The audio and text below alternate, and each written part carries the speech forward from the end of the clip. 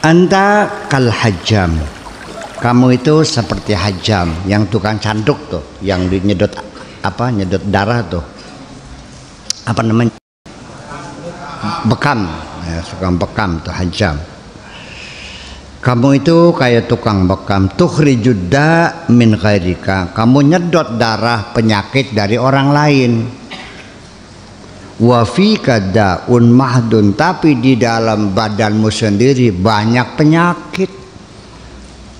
Nyari penyakit orang lain, penyakit dalam dirimu kau biarkan saja. Maksudnya gitu.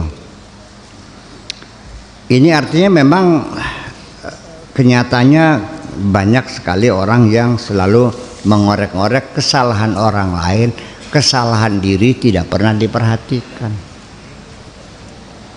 Iya. Keburukan orang diintai-intai, dirinya sendiri banyak keburukan.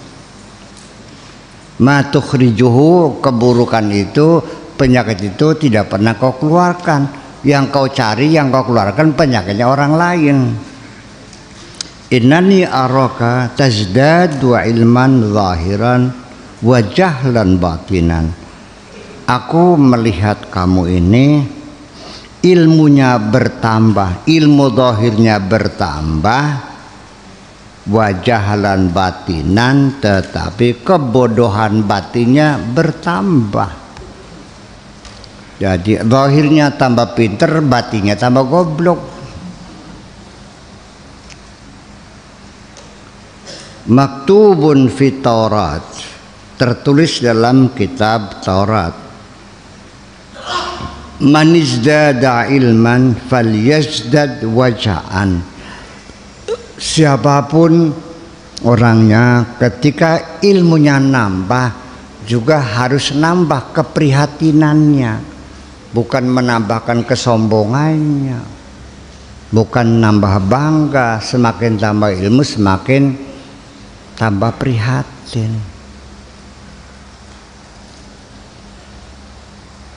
Mahadal wajah, apa sih keprihatinan tuh, kepedihan tuh? Wal khaufu minallah azza wa jalla, yaitu rasa takut kepada Allah. Semakin nambah ilmu harus semakin nambah takut sama Allah, bukan tambah berani. Yang terbukti semakin tambah ilmu tambah wani insyaallah ya. Iya, pikirnya gampang tobatnya sih. Azza wa jalla wa dhullu lahu, dan juga rendah hati kepada Allah, wal ibadi, dan juga rendah hati kepada seluruh hamba Allah.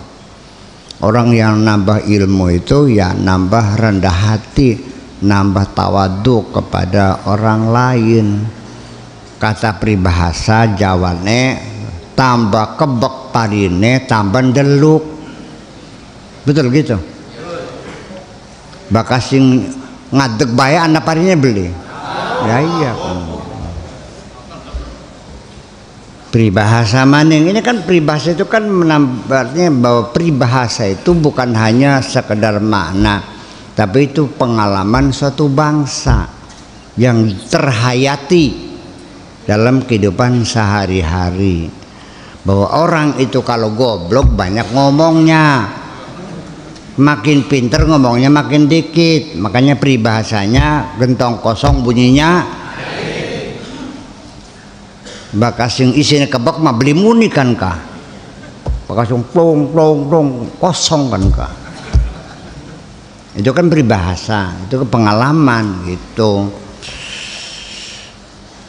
Ya, tetapi itu peribahasa bisa kita manfaatkan untuk satu sisi, tapi di sisi yang lain saya menuntut berbeda sedikit, bahwa ketika ilmumu semakin banyak, bukan diam, kamu harus banyak bicara supaya engkau sebarkan ilmu itu. Paham dikin ke? Bakal pinter menang be nggo dewek karane.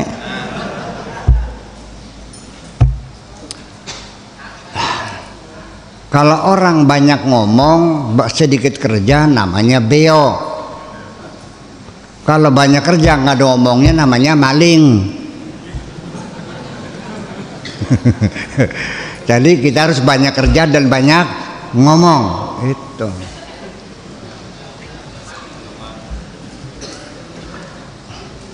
Manjing ati boleh. Banyak kerja banyak ngomong. Banyak ilmu banyak ngomong. Sebarkan ilmumu itu, ajarkan pada orang lain. Gitu. Itu namanya ilmu yang bermanfaat. Kalau nggak disampaikan ya tidak bermanfaat.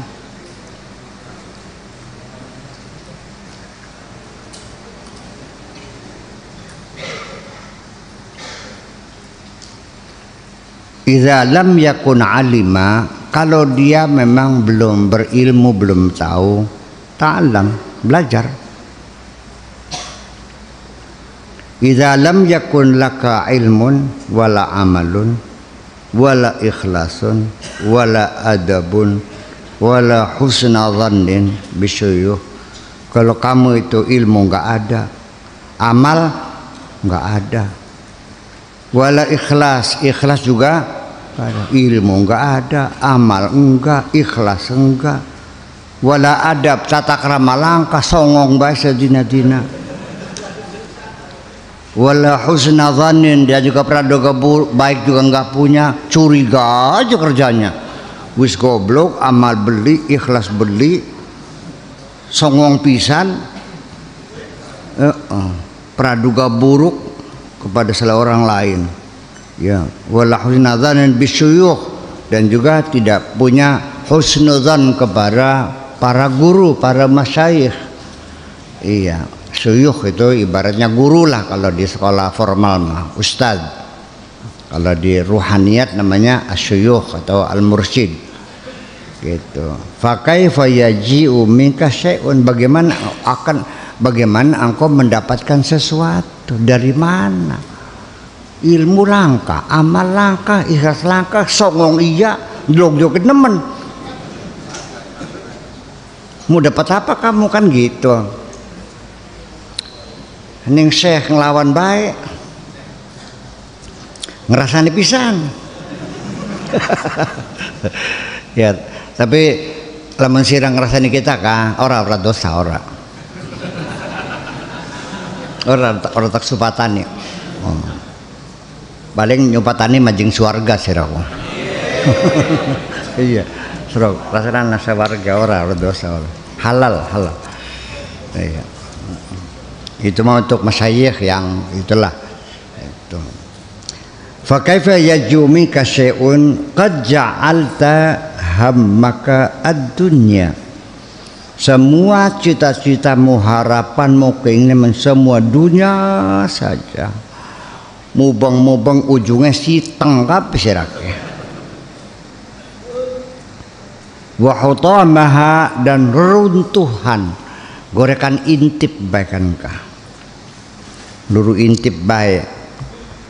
An qaribin, tidak akan lama lagi, sangat sebentar sekali. Yuhalu bainaka wa bainaha, nanti suatu ketika engkau akan berpisah dengan hartamu itu. Semua yang kau kumpulkan akan kau tinggalkan semua, dan engkau akan kembali kepada Allah dengan tidak membawa apa-apa. Teka awak abang, balik awak abang. Paling hanya membawa selembar kain putih, kain kafan. Semua kau tinggalkan. Termasuk istrimu yang masih cantik juga kau tinggalkan. Rumah yang kau bikin belum selesai, engkau sudah pulang. Istrimu masih cantik, kawin lagi. Akhirnya yang menepati rumah yang kau perjuangkan mati-matian, yang menepati suami yang baru.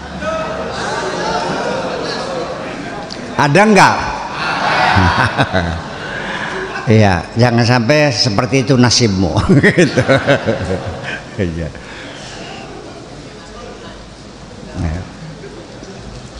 Ya, banyak kan kita lihat kok sendiri, ya udah nggak usah disebutin lah, banyak itu.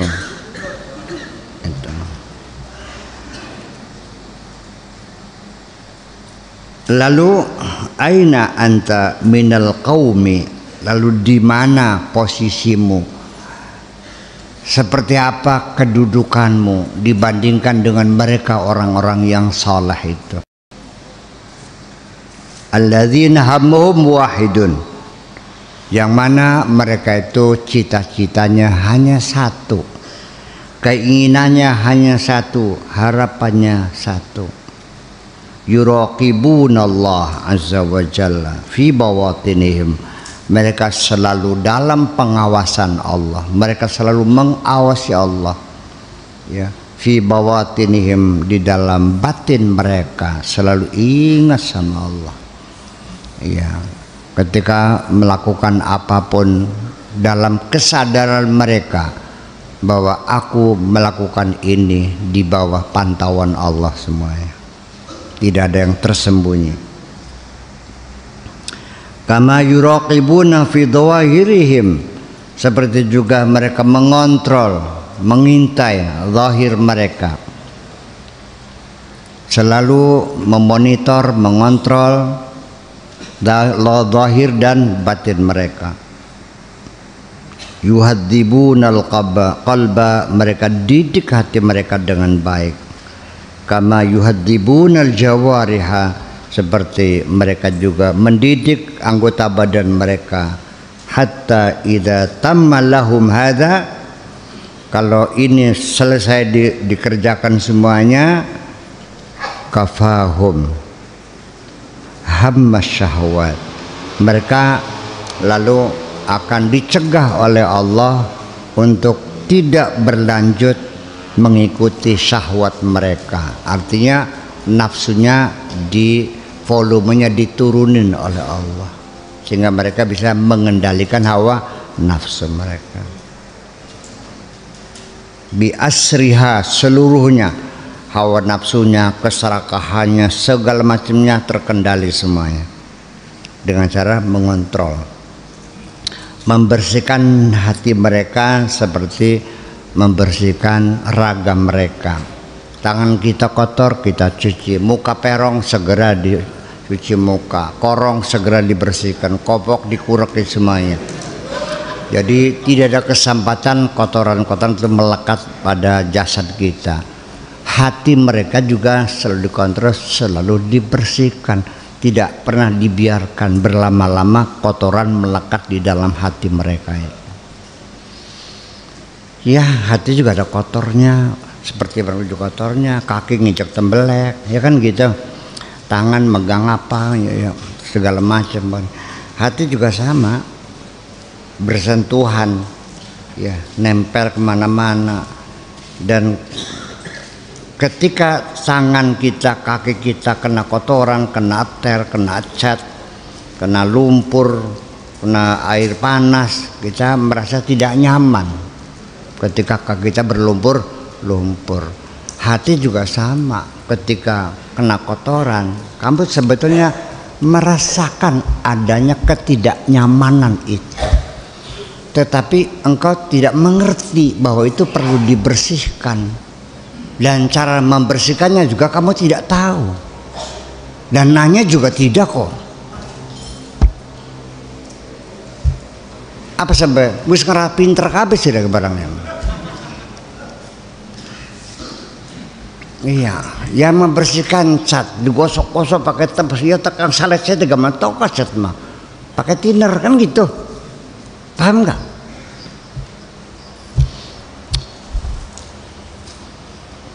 Pakai lipstick yang color stay, pakai sabun yang nggak hilang, ya ada obatnya, apa namanya bu? Aseton.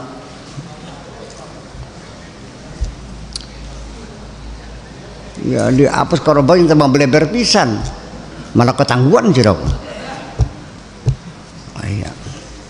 Nah itulah makanya. Jadi ya kita harus sebetulnya mah wudhu 5 kali itu hanya exercise kok, latihan seperti engkau membersihkan hatimu. Tapi ternyata ya enggak juga sih. Tiap hari kau bersihkan mulutmu sehari 5 kali ya. Tapi masih anggap rerasan aja. Betul enggak? Telingamu kau bersihkan enggak? Masih tetap aja doyan mendengarkan sesuatu yang tidak baik kok. Iya. Kakimu kau cuci, tapi tetap aja melangkah ke jalan kejahatan kok. Tangan dibasuh boleh? Masih ngerti nyat tembok yang bercawadur. Ayo ngaku sebelum. Berarti wudumu itu kurang efektif. Iya. Padahal itu adalah exercise sebetulnya, latihan. Sebetulnya mah. Jadi namanya seremoni-seremoni itu sebetulnya adalah simbol-simbol, bukan tujuan. Ini dipertengkarkan, yang bid'ah, yang musik, gimana lagi? Boleh pahamkah? Zakat itu latihan memerangi kikir yang ada di hatimu. Iya, belajaran 2,5%. Itu bukan berarti kalau sudah bayar zakat sudah selesai, tidak dong. Kalau ada tetangga nggak makan dikasih makan nggak? Tapi biarkan aja, modalnya loss. Toh saya zakat sudah keluar, begitu tah saya berpikirnya. Benar. Itu makanya. Jadi dikiranya ibadah-ibadah seremoni itu dikiranya tujuan, tidak, itu adalah latihan, exercise. Setiap hari Senin apel hormat bendera, itu bukan nyembah berhala, bukan, membangun cinta tanah air. Paham bikin gitu. Sasarannya lain, boleh paham Pak.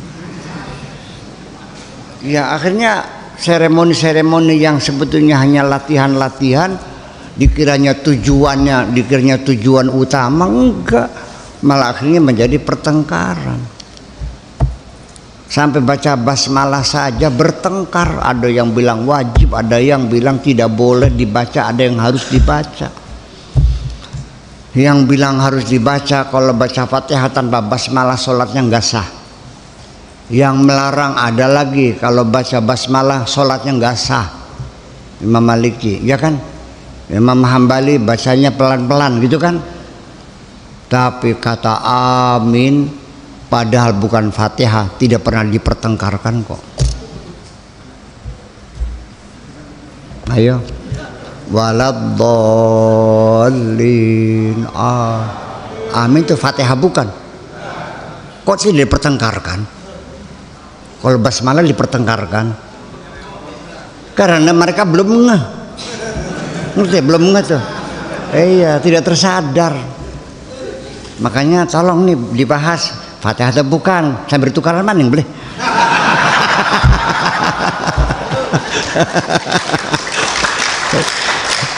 Soalnya memang doyan tukaran jirago barangnya. Iya, memang suka, kamu suka bertengkar kok. Merasa nyaman kalau bertengkar tuh. Gurih. Iya, bakal beli tukaran ku gatel ilate. Iya, ya sampai sekarang kok. Saya kan melihat di TV, di YouTube kan pada bertengkar saling salah menyalahkan. Iya, gitu.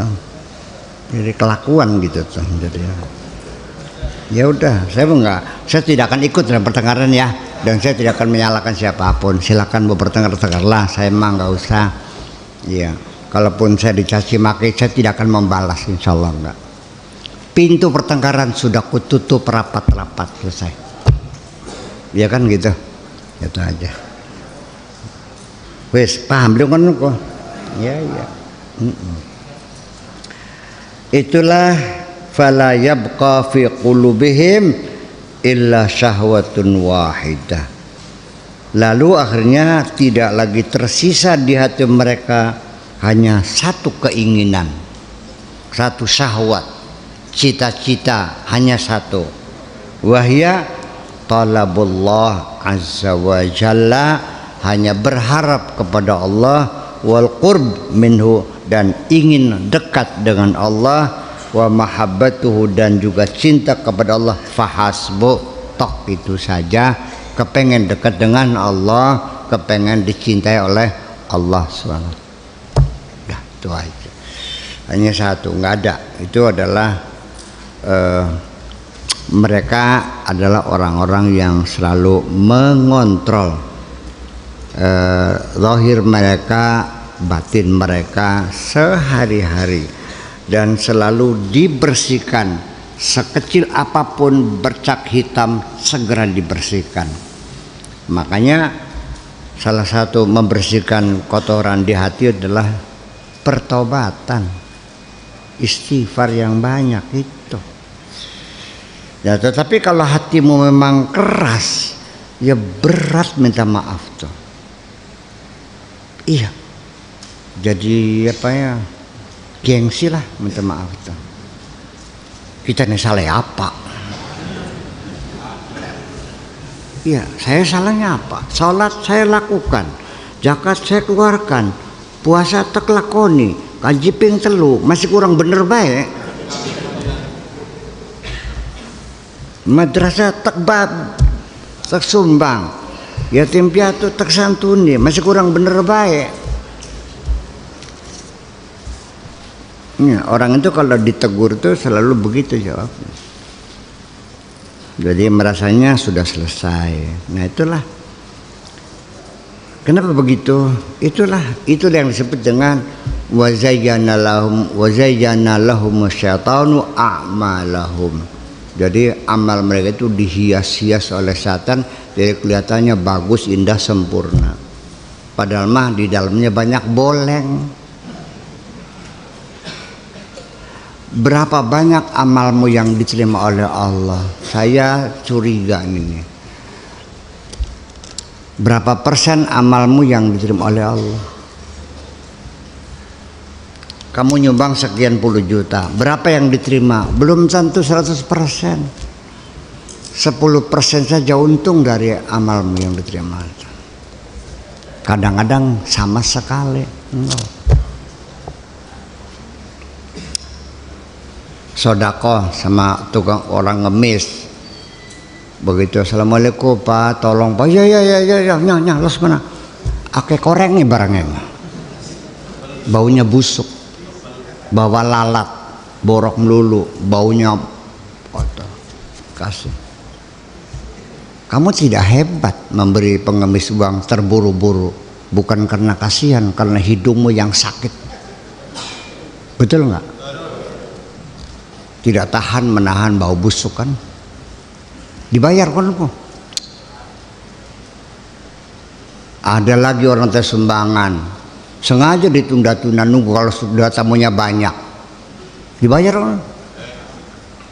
Nyumbang masjid, mintanya memberi orang yang susah, asal engkau ikut bersedih hati, Allah membayarnya. Paham nggak? Ya itulah persoalannya. Dan apa ya? Kamu ini kebanyakan ingin menyakiti hati orang, bukan untuk membahagiakan orang. Lebih cenderung menyakiti hati orang daripada membahagiakan orang. Nggak tahu ya kenapa jadi begitu. Kamu kalau ketemu sama orang tuh, kamu menanyakan kesehatannya gimana, atau kamu bercerita sendiri, ngobrol dewek. Nyong ketemu dengan teman lama, ai dari siraku masih melarat baik, hebat banget, siraku masih melarat baik. Oke, kita mau sugih, ngomong apa begitu tuh? Mobil saya udah 5, kamu 20 tahun motor aja nggak punya. Ketika kau bercerita keberhasilanmu, untuk apa kau ceritakan keberhasilanmu kepada temanmu yang susah itu? Ketika kau bercerita tentang kemewahanmu, keberhasilanmu kepada temanmu yang susah, itu berarti kamu menyakiti hati orang kok. Kalian beli, kan saya begitu. Ya, masih mending saya sendiri juga merasakan. Ketika ada teman, saya kan banyak teman yang sudah berpuluh-puluh tahun nggak ketemu. Dulu pernah di Syria, pernah di Libya, di Tunisia, pernah di London, kan ketemu. Ya Allah, apa kabar di SMS? Apa kabar Pak Kiai, sehat? Saya kan merasa bahagia, teman yang sudah lama nggak bertemu masih mengingat saya. Ya Allah, orang tuh baik banget, bertahun-tahun masih ingat sama saya, masih menanyaku. Cobalah berikan kebahagiaan orang, begitu aja udah bagus kok. Nggak usah kirim duit, nggak usah. Menanyakan apa kabar, Kang Latif waras, sono kepriben kene, kono kan, kena kasune priben, sunat waras, sunat, itu aja kan orang senang ditanyakan seperti itu. Nah ini kan nggak paham. Jadi artinya bahwa kita juga sebenarnya tujuan kita membantu orang kan menyenangkan hati orang, betul nggak? Dan Allah juga melihat kebaikan kita, kebaikan hati kita kok. Kalau bukan itu standarnya, maka nanti sorga dimonopoli oleh orang kaya. Nanti sorga dimonopoli oleh orang yang pinter-pinter dan cerdas-cerdas. Ya bitar mini nangis mungkin mah. Yang sholat saja baca fatihahnya alhamdulillahirabbil alamin wala bedolin, dia nggak pernah mengayal sorga kok. Kiainya sih ada guduk kayu-kayu pasti menjeng suarga. Ngapain kaji carmun? Wah sodakoi ngal dina kan sawahnya berapa? Kaji carmun sawahnya berapa? Iya. Larinya cepat ke orang maraton menuju sorga, ditepak punukan yang malak diramente, ya sorga lah. Tidak siapa masa beli kenal carmun. Lah itu persoalannya. Hari bitar mau wong melarat ya, hari rembat selayak, seloyog, kedumel, sampai malaikatnya juga nanyanya juga sopan banget, nok badeng punti, basan lagi. Lalu jawabnya bitarnya, ya lamun bisa mending suarga. Pengen suarga, iya, bakal bisa mah. Ya beli apa-apa. Bayangkan, iya. Sementara bakal di Salman masih ditanya sawahnya berapa, PBB-nya bayar enggak, pajaknya bayar enggak, mobilnya ngangkut siapa, wah tukang masuk dikasih makan apa, enggak masuk. Baru begitu tarme, dua sawah beli orang.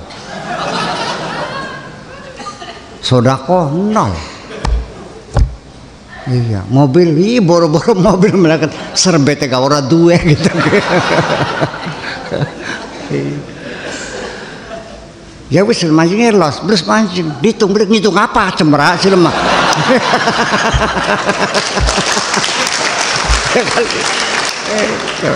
Maka ternyata ulaikal ladzina yuhasabuna hisaban yasira. Hitungan cepat. Jadi bakal pengen cepat ya kira-kira beli apa-apa. Hanya punya kebaikan hati kok. Hanya punya kebaikan hati. Benar. Ini bukan kata Allah, yauma la yanfa'u malun. Hartamu tidak ada manfaatnya. Wala banun, anak putu, pasukan enggak ada artinya. Illa man atallah biqalbin salim, hanya dengan modal membawa hati yang baik.